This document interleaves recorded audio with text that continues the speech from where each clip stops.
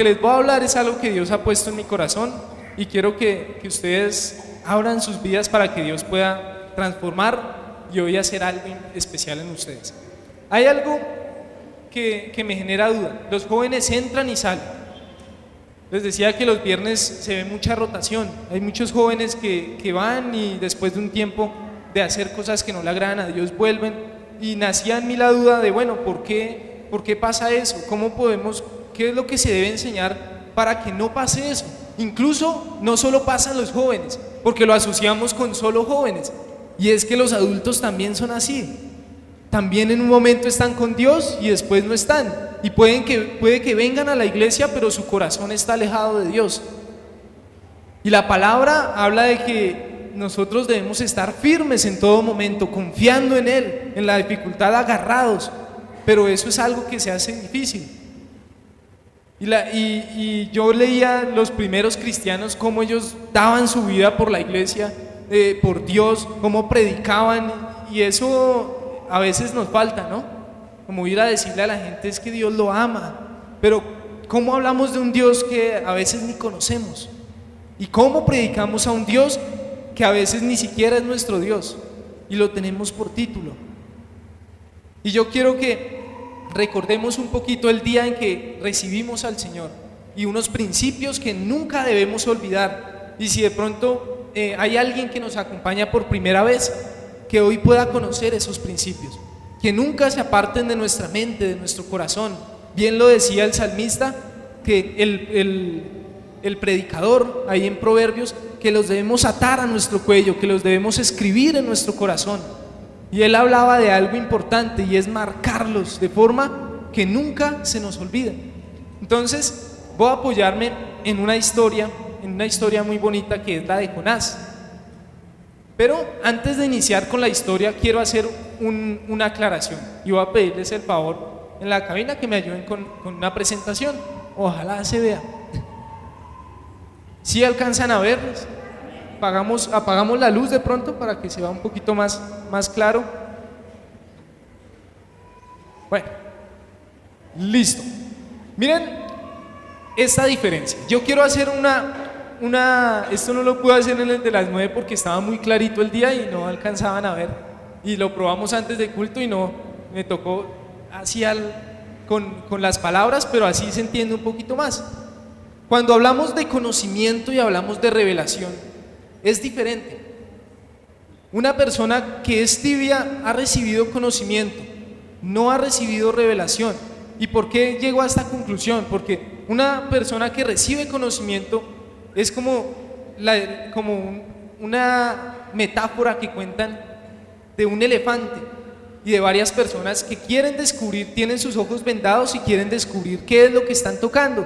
Entonces hay uno que toca la pierna y le parece que es un árbol, y hay otro que toca el estómago del elefante y dice, esto parece una pared, es como una pared. Hay otro que toca la oreja y piensa que es como un abanico grande. Y hay uno que está al frente del elefante tocando su trompa y dice, esto parece ser una serpiente. Y nosotros a veces tenemos ese mismo comportamiento.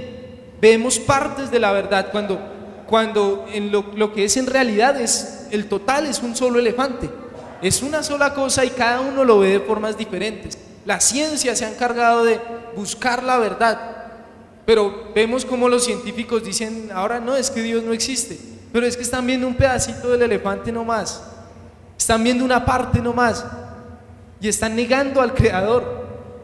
Igual en la palabra, sectas han nacido porque solo se ve un pedacito. Pero ¿qué pasa con el conocimiento? Hay uno que es opuesto y es la revelación. Es mucho más grande que el conocimiento. La revelación habla de conocer la verdad en total. ¿Será que sí podemos nosotros solos conocer la verdad total? No, ¿cierto? Hay alguien especial. En la siguiente diapositiva habla de algo. Miren, dice que la revelación, al principio Jesús trató de traerlas con las parábolas. Y él le decía a los discípulos, no, miren que la oveja que se perdió, y hay 99 que se quedaron aquí, Y el pastor, bien juicioso, fue a buscar a su oveja y la trajo porque la amaba. Y habla de la parábola del sembrador, del hijo pródigo, y la gente no entendía. Y Jesús les dijo algo a sus discípulos y les dijo algo a la gente, como tengo muchas cosas que decirles, pero si no entienden las parábolas, ¿cómo les voy a hablar las cosas del cielo? Y le dijo a Nicodemo, ¿cómo si no entiende nacer de nuevo, cómo le voy a hablar las cosas que están allá en el cielo, que son de un nivel mucho mayor? Pero pasa algo, él intentó hacerlo cuando estuvo en la tierra y a sus discípulos los formó, pero él les dio una promesa y está en la siguiente diapositiva, dice que el Espíritu Santo iba a venir como una fuente de revelación, no solo de conocimiento, sino de revelación, y él iba a traer a decirnos toda la verdad, iba a revelarnos la verdad, que es a Cristo. Entonces, acá algo quiero resaltar, miren lo que dice, pero cuando venga el Espíritu de verdad, Él, ¿qué? Os guiará. ¿Qué habla ese guiar? Habla de qué? De movimiento, ¿cierto? La palabra de Dios es muy exacta en esto. Dice que la vida de un cristiano es como la luz de la aurora, que va de aumento en aumento. Y dice que Dios nos quiere llevar de gloria en gloria. Un cristiano que se queda estancado, empieza a caerle cositas como el agua y se empieza a ensuciar. Siempre tenemos que ir renovándonos. Pero yo veo muchos, y en especial los jóvenes, que domingo tras domingo, que viernes tras viernes, que sábado tras sábado en las reuniones familiares reciben palabra, reciben ministración y siguen de la misma forma. Y es preocupante, porque la visión de Dios es que nosotros que nosotros estemos avanzando en Él, que nosotros caminemos hacia un objetivo. Dice que Él nos guiará, pero ese guiar no solo habla de moverse por moverse. Hágale, avance. Por ahí dicen que el que no sabe para dónde va, cualquier bus le sirve, ¿cierto? Pero el Espíritu Santo sí tiene bien marcado al frente una placa. Y dice, para aquí vamos, los vamos a guiar. Y Él empieza a llevarnos a esa revelación. El Espíritu Santo es la fuente de la revelación. Entonces, quiero la siguiente diapositiva, por favor. Acá hay algo importante. La revelación trae una acción. Si Dios le dice a alguien, es que usted como que habla de más. Sí, usted tiene una lengua de esas que se mueve y que toca agarrarla y que ponerle anestesia y dormirla, toca encarcelarla y ¿para qué se lo dice? Para que, ay no, tan chévere, me dijo que soy como chismoso, como que hablo de más. ¿Para qué se lo dice? ¿Para que lo sepa? ¿Sí? No, ¿cierto? Se lo dice para que lo cambie, para que empiece a avanzar y deje de decir malas palabras, para que deje de ser chismoso, para que deje de hablar del vecino, del amigo, para que guarde sus palabras. Y ahí hay una acción. Dice, yo le revelo esto, le muestro las escrituras, qué es lo que quiero hablarle, pero para que usted se mueva hacia ese objetivo, para que usted haga algo, para que usted avance. Y nosotros debemos pedirle al Señor que nos muestre la palabra no solo como versículos, porque muchos aprenden versículos. Jehová es mi pastor, nada me faltará. Y cuando viene la crisis, y el gota a gota, como nos presta, ¿a qué interés? Ahí sí, rápido. Pero ¿dónde quedó el versículo? Quedó acá, chévere. Pero es que Él dice, no, yo soy su pastor, yo los voy a pastorear, los voy a guardar. Confíen en mí. Ya hay un movimiento, una acción. Y Dios nos va a llevar a esas acciones. Y en lo que yo veía de los jóvenes, yo decía, Dios me mostraba, hay tres cosas principales, tres revelaciones principales que permiten a una persona no ser tibia, sino estar siempre en la presencia de Dios, fuerte, que sí, vienen dificultades, pero que nunca se va a agarrar. Como algo personal yo les digo, he tenido momentos difíciles en mi vida y puede que yo sea muy joven, pero he podido vivir muchas experiencias con Dios. He podido ver que aunque llegue a momentos extremos donde me sienta mal, me sienta cansado, donde a veces digo, ¿y esto del ministerio para dónde agarra? Esto como que no tiene futuro. Y Dios me dice, no, tranquilo, espera un momentico. Y todos esos momentos jamás se me ha podido cruzar por la mente apartarme de Dios. O sea, yo no me veo sin Dios, en ningún futuro, en ningún momento. Y a mí me gustaría que ustedes pudieran hacerlo así, que si llega una dificultad, bueno, vamos a pasarla, pero de Dios no me voy a soltar, me agarro de Él y no me voy a soltar, amén. Entonces, estas tres revelaciones, yo las pongo en Dios me las mostraba en este versículo, San Juan 16, versículo 8. Sin embargo, también quiero mostrárselas a través de una historia que está en Jonás. A mí me parece este libro muy bonito. ¿Cuál se recuerda cuál es el primer libro que leyó de la Biblia? ¿Sí leen la Biblia? ¿Sí? ¿Qué libro leyeron así de primera? Uy, no, tienen mucho aguante, ¿no? Yo leía Salmos y me quedaba como en el 30, ¿no? De ahí no pasaba, y ya vuelvo a empezar y hasta el 32 y así. No, ya lo leí completo, pero el primer libro de la Biblia que yo leí completo fue Jonás. Y eran esas épocas de vacaciones donde mi mamá decía, no tienen nada que hacer, listo, lean la Biblia y me pasan un resumen del capítulo y qué aprendieron. Y tocaba por escrito, antes de poder jugar. Sí, eso es bueno, chévere, porque uno dice, ¿qué hago en vacaciones? Lea la Biblia. Y así va aprendiendo uno. Y Jonás fue uno de esos primeros libros que yo leí. Y esta historia tiene algo muy bonito. Y yo quiero que lo leamos en el capítulo 3. Dice así, vino palabra de Jehová por segunda vez a Jonás diciendo, levántate y ve a Nínive, aquella gran ciudad, y proclama en ella el mensaje que yo te diré. Y se levantó Jonás y fue a Nínive conforme a la palabra de Jehová. Y era Nínive ciudad grande en extremo, de 3 días de camino. Y comenzó Jonás a entrar por la ciudad, camino de 1 día, y predicaba diciendo, de aquí a 40 días Nínive será destruida. Sigue diciendo, y los hombres de Nínive creyeron a Dios y proclamaron ayuno, y se vistieron de cilicio desde el mayor hasta el menor de ellos. Pero miren que yo quiero resaltar lo que hizo el rey, porque es importante, bueno, el pueblo lo hizo, pero si lo hace el rey, lo hace el pueblo, porque él tiene la autoridad, porque él está encima, porque los que están ahí lo van a seguir. Entonces, lo que hace el rey es mucho más especial.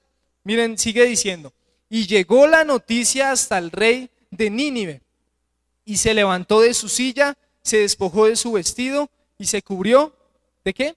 De cilicio, y se sentó sobre ceniza, e hizo proclamar y anunciar en Nínive por mandato del rey y de sus grandes, diciendo, hombres y animales, no se les dé alimento ni beban agua, sino cúbranse de cilicio, y hombres y animales, y clamen a Dios fuertemente, y conviértase cada uno de su mal camino, de la rapiña que hay en sus manos. Y aquí están las 3 revelaciones, y yo les pido por favor que no se pierdan de la historia, porque voy a estar trabajando con la historia y con la parte bíblica, el fundamento, para que podamos llegar a esa revelación que Dios nos quiere dar. En la diapositiva, la 7, dice la gran primera revelación. Hay 3 revelaciones. La primera, que hablaba del Espíritu Santo, dice, y cuando Él venga, el Espíritu Santo venga, Él convencerá al mundo de pecado. Y habla de que hay pecado en nuestras vidas, de que Él va a mostrarlos. Sí, la revelación es sacar del oculto y ponerlo a la luz. Eso es una revelación. Y miren, dice de pecado por cuanto no creen en mí.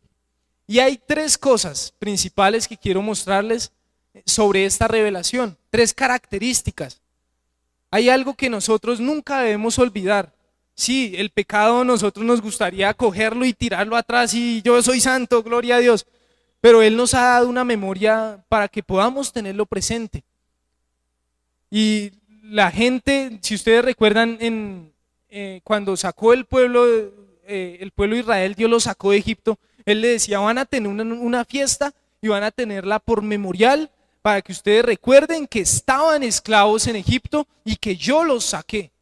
No les dijo, no, yo los saqué. No, recuerden que ustedes estaban esclavos. Recuerden aquello de lo que los saqué. Y hay tres cosas. La primera dice, entendemos que hay separación entre Dios y nosotros. Eso es importante, es muy, muy importante. Y es algo que Dios va sensibilizando en nosotros. A medida que uno va avanzando en la vida con Dios, Dios lo va haciendo uno más sensible a su presencia. Y alejarse de ella es mucho más difícil. Y una persona que llega al comienzo, que llega a la iglesia y los primeros días recibe de Dios y acepta, esos días es el cristiano más activo. Eso está en todos los servicios, barre, trapea, eso enseña aquí, enseña allá, porque se da cuenta que está cerca de Dios. Y eso llena de gozo a cualquiera, ¿cierto? ¿Cuántos están gozosos de que Dios está con ustedes? Amén, gloria a Dios, démosle un aplauso porque Dios está con nosotros.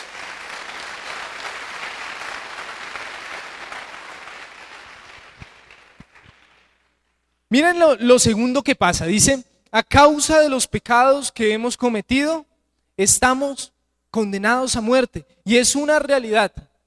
Ahí hay un versículo base, Romanos 6:23, porque la paga del pecado es muerte. No hay otra condenación, es muerte. Ayer en la reunión familiar yo me sorprendía, y lo comentaba en la reunión y también en el de las 9, en el culto de las 9, que hablábamos de la mentira.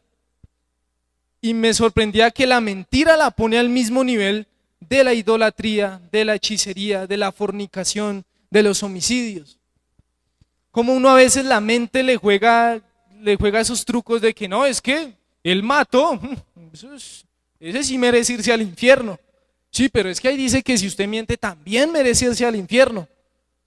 Y lo pone al mismo nivel y dice, cualquier pecado, por más pequeño que en su mente pueda ser, resulta ser pecado y lo aleja de Dios y nos separa de Dios. El pecado tiene ese fin, trae muerte, trae condenación.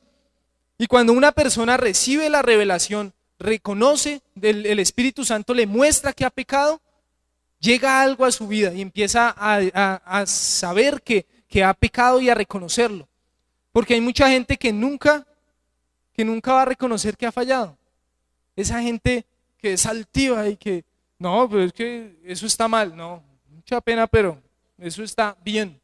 Recuerdo en una enseñanza que me equivoqué en algo. Me equivoqué, dije algo, pero fue un momentico nomás, tampoco fue tan grave. Y me corrigió una persona y yo le dije, sí, pero es que pasa esto y esto. Y dijo, usted parece paisa, porque no pierde una. Y nos pasa a veces, hay que reconocer que nos equivocamos. Y uno es a enmendarlo con una cosa aquí, acá, no, pues se equivocó y ya ahí tiene su paga. Y cuando fallamos requiere de un valor muy grande, de mucha valentía, reconocer que hemos fallado, porque es desligarnos de nuestro orgullo, desligarnos de lo que nosotros creemos que tenemos. Lo tercero que habla dice, no hay nada que podamos hacer para cambiar esta situación. Y este es como la cereza del pastel de esta revelación, porque cuando una persona no entiende que sin Dios está totalmente perdido, siempre va a tener esa estructura de pensamiento de que yo por mis obras puedo hacer algo. Es la misericordia y la gracia de Dios. Que yo esté parado aquí, a Dios le agrada, sí, pero yo sé que Él me perdonó y por más veces que yo me pare aquí, por más horas que esté arrodillado orando, nunca podré alcanzar la salvación. Por más buenas obras que haga, por más rezos que dé, jamás voy a poder ser digno de que Él me dé su salvación. Y esta parte es importante. Jesús, cuando estuvo separado de Dios en la cruz, dijo unas palabras especiales. Dijo, Padre, ¿por qué me has abandonado? Él no entendía eso, porque nunca lo había vivido. Él no entendía que era estar separado de Dios.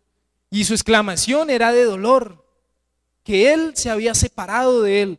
Alguien que había estado toda la eternidad con Dios, llegar a un momento donde se separen es muy doloroso. Y así debe llegar a ser en nuestras vidas.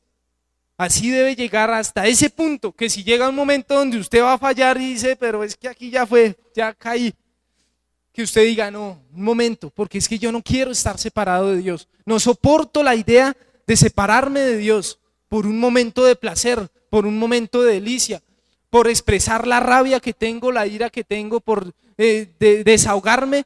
No soporto esa idea. Eso no vale estar con Dios.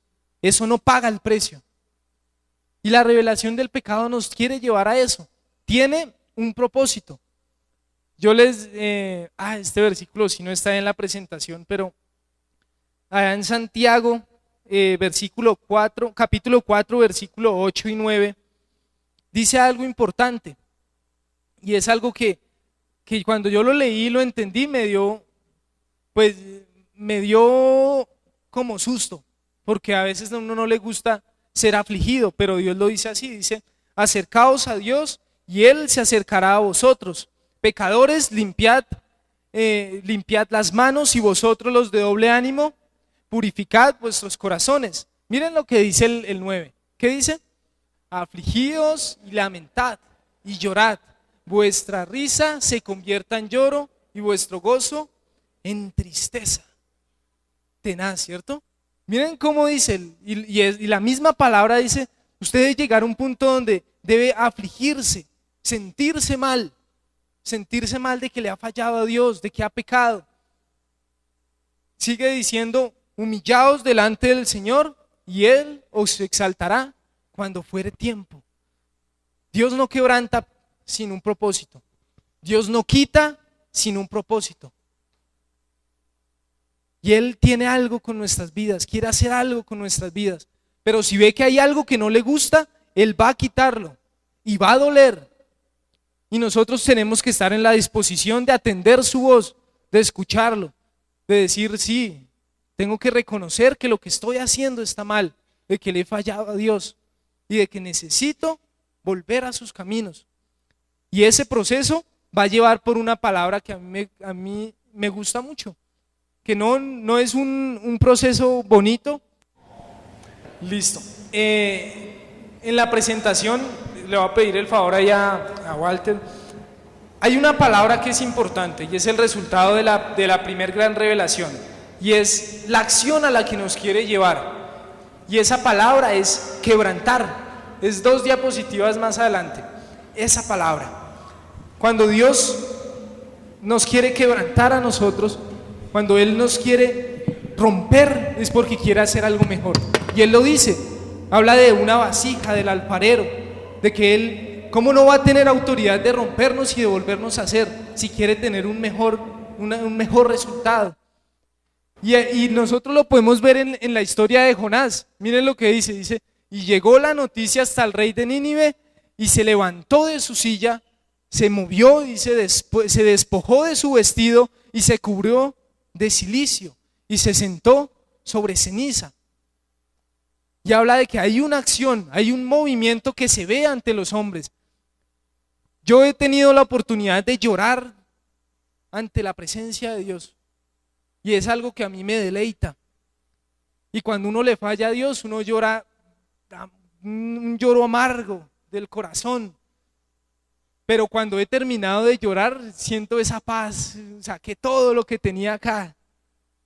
Y ahora siento que Él puede venir a mí.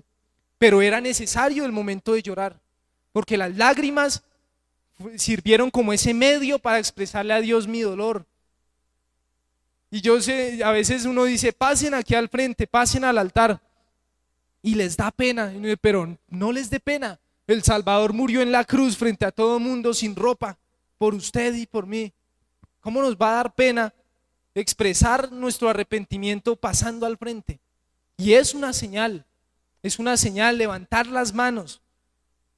Uno dice, no, yo adoro al Señor desde mi corazón, pero es que levantar las manos y uno decir, Señor, yo te amo, ahí hay una señal de adoración. Y para algo nos dio el cuerpo, y es para adorarlo y ponerlo al servicio. Igual en el arrepentimiento Igual cuando uno está quebrantado, uno hace una señal de arrepentimiento, se arrodilla, uno llora, uno se aflige.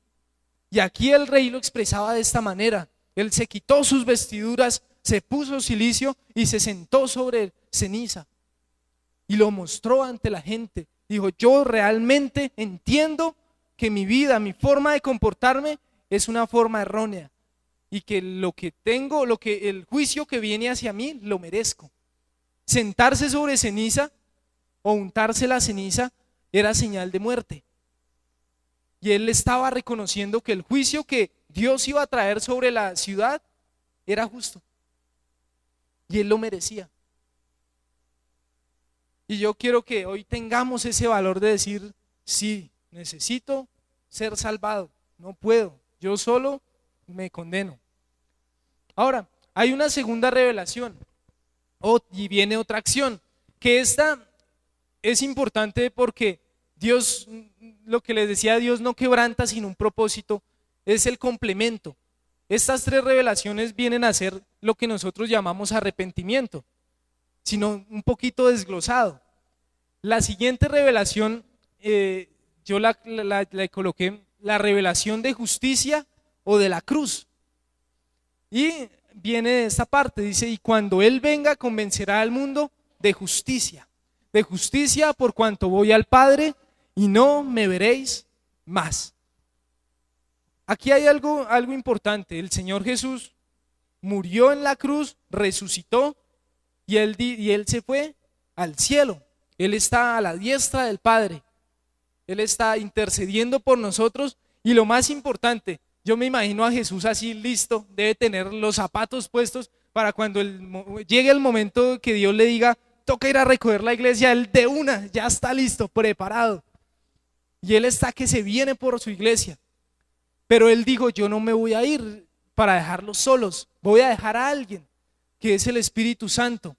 Y esta es una de las tareas más importantes del Espíritu Santo, y es revelar al Creador, revelar a Jesús, revelar la obra que Él hizo, mostrárnosla. Y de esto habla esta revelación, dice: de justicia por cuanto voy al Padre y no me veréis más. Jesús no está para decirnos que Él murió en la cruz con nosotros, Él está a la diestra del Padre, está intercediendo por nosotros, pero dejó al Espíritu Santo, que es el encargado de decirnos: ya hay uno que pagó el precio, ya hay uno que entregó su vida por cada uno de ustedes, y ustedes tienen la oportunidad de ser salvos. Esa es la revelación. Él dice: yo me voy al Padre, pero el Espíritu Santo va a estar aquí para darles esa convicción de justicia, de que ya pagué el precio, de que yo, siendo justo, morí en la cruz y les doy de mi justicia. Hay una palabra, la siguiente diapositiva, 2 Corintios 5:13, dice: al que no conoció pecado, por nosotros lo hizo pecado, para que fuésemos hechos justicia de Dios en él. Y aquí el propósito es grande. Esta característica está dividida en dos. Se aprende que a través del sacrificio de la cruz, Jesús pagó el precio por nuestros pecados. Es lo primero, reconocer que Él murió en la cruz y murió por nosotros. Pero hay algo importante, y es que además, por medio de este sacrificio, podemos ser libres ¿de qué? De la condenación. Habíamos visto que cuando el Espíritu Santo revela el pecado que hay en nuestras vidas, uno se aflige y uno entiende que sin Dios no hay vida. Uno entiende que está destinado a la muerte, que hay una condenación sobre nosotros. Pero aparte, el Espíritu Santo dice: tranquilos, sé que esa condena está sobre ustedes, pero hay algo más que quiero decirles, y es que alguien murió por ustedes. Y yo les digo: hoy alguien murió por ustedes y murió por mí, y nosotros ya estamos libres de esa condenación y tenemos la oportunidad de estar frente a Dios, de ser salvos. Y eso nos debe llenar de gratitud. Hay algo, un propósito con esta revelación. En la siguiente diapositiva habla de la acción a la que nos quiere llevar, y es reconocer. Usted primero es quebrantado y después viene a reconocer que necesita a Dios, que Jesús es el único que puede dar salvación. Ahorita las corrientes del mundo dicen, no, es que no se necesita de Dios, o dicen es que está Buda, está Mahoma, que hay la Virgen de Chiquinquirá, de esto, de lo otro, el Santos de lo otro. También la iglesia está que nombra ahorita santos del Papa, que Juan Pablo II, vamos a esto y lo otro, pero por ninguno de esos da testimonio el Espíritu Santo. Solo de Dios, solo de Jesús da el Espíritu Santo testimonio. Y eso es lo que dice ahí, cuando el rey dijo, y clamen a Dios fuertemente. Estaba reconociendo que no había nadie en el reino que pudiera salvarlos, que el único que podía tener misericordia era Dios, y al único que podían recurrir era a Dios. Y cuando nosotros llegamos a los pies de Cristo, es lo que pasa. Dios viene, nos quebranta, nos enseña que hemos fallado, y empieza uno a reconocer que necesita de Dios. Pero no basta solo reconocer que hay Dios. Yo escucho, hay mucha gente que dice, no, sí, Dios existe. ¿Y usted es cristiano? No, usted no cree en Dios. Porque es que es diferente reconocer que hay Dios que creer en Dios. ¿Sí sabían que es diferente eso? Es completamente diferente. Y eso viene la tercera revelación, tercera y última, que habla de el juicio. Por favor, la siguiente, exactamente. Dice, la tercera revelación de juicio o de la decisión. Y el versículo dice, cuando Él venga convencerá al mundo de juicio, y de juicio por cuanto el príncipe de este mundo ha sido ya juzgado. Esa imagen es bonita. Tú decides. Y hay dos caminos, pero Él da una aclaración importante.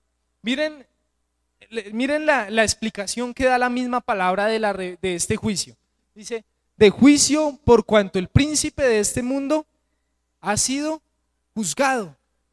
Miren que no ataca a las personas, no ataca al hermanito, no ataca a la hermanita, no ataca al señor, a la señora, al joven que está en pecado, ataca a la raíz. Dice, el príncipe de este mundo ha sido juzgado. Lo que inició todo para que naciera el pecado ya ha sido juzgado. Y esto tiene una trascendencia grande. Dios hoy nos hace un llamado, y es a que vivamos conforme a su palabra, que vivamos conforme a su mandamiento, que seamos justicia de Dios. Pero si alguien hoy se rehúsa a hacer eso, si alguien hoy dice, no, es que aún conociendo de Dios y aún escuchando, sabiendo que yo tengo pecado y reconociendo que Él murió en la cruz, yo quiero vivir esta vida de pecado, deleitarme en estos placeres que son momentáneos, Él dice algo, dice, sigan viviendo su vida tranquilos, pero tengan en cuenta que el príncipe de este mundo, el que pecó de comienzo, ya fue juzgado, y tarde o temprano ese juicio los va a alcanzar a ustedes. Y eso es algo que nosotros debemos tener en cuenta. Hay mucha gente afuera haciendo maldad, jóvenes, hay muchos que se están divirtiendo en las discotecas, que están fumando, que están con drogas, pero Dios dice, tranquilos, que el día en el que ellos van a ser juzgados va a llegar. Ustedes deleítense en mi presencia, deleítense en Dios, deleítense en hacer lo bueno, que ustedes recibirán su recompensa, pero aquellos ya van a ser juzgados, porque el que inició todo ya fue juzgado.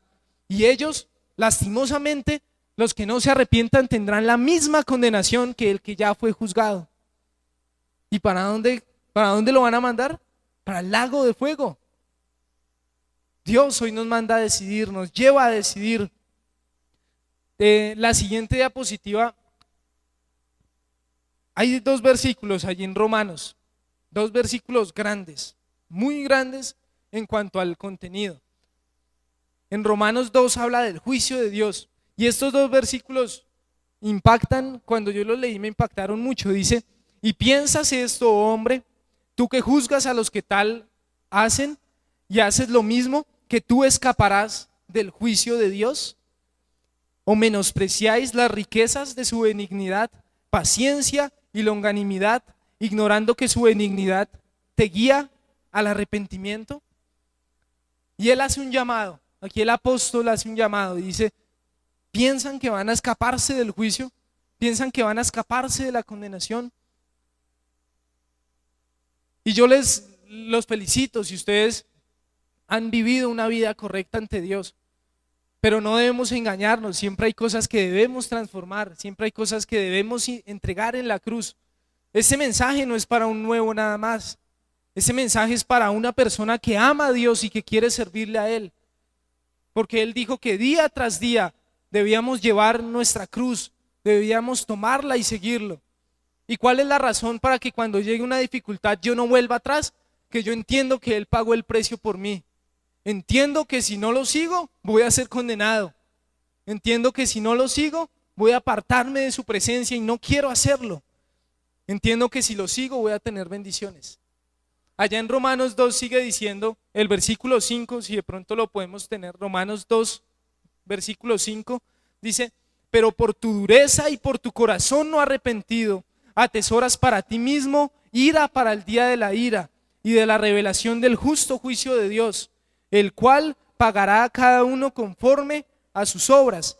Vida eterna a los que, perseverando en bien hacer, buscan gloria y honra e inmortalidad, pero ira y enojo a los que son contenciosos y no obedecen a la verdad, sino que obedecen a la injusticia. Y yo quiero hacer un llamado para que no olvidemos esto. Para que si usted hoy se siente triste, se siente cansado de la presencia de Dios, de la vida cristiana, se siente cansado de decir no al pecado y como que su corazón ya se está yendo hacia ese punto, recuerde de lo que Dios lo ha sacado. Recuerde de que Él lo sacó de la esclavitud y ahorita lo tiene en libertad. Recuerde de la condenación que lo ha liberado. Y que usted pueda decir: gracias Padre, gracias Jesús por haber muerto en la cruz, gracias Espíritu Santo por revelarme tu palabra, y el día de hoy voy a decidir seguirte y voy a decidir vivir una vida que te agrade a ti, una vida que sea digna ante tus ojos y que pueda hacer justicia a Dios. Amén.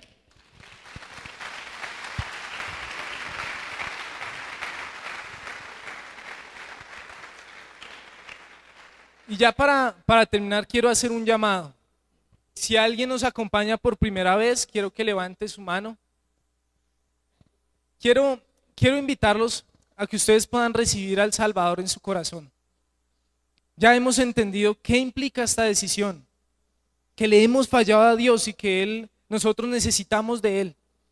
Y la decisión la tomamos con algo tan simple como con una oración. Claro, no termina ahí, Él empieza una obra. Pero el primer paso es aceptar a Jesús en nuestro corazón, aceptar que lo necesito y querer que Él venga a nuestras vidas. Entonces yo quiero invitar a esas personas que nos acompañen aquí al frente, que hagan ese acto de arrepentimiento, esa muestra de arrepentimiento viniendo al altar. El resto va a cerrar sus ojitos ahí en reverencia, va a inclinarlos.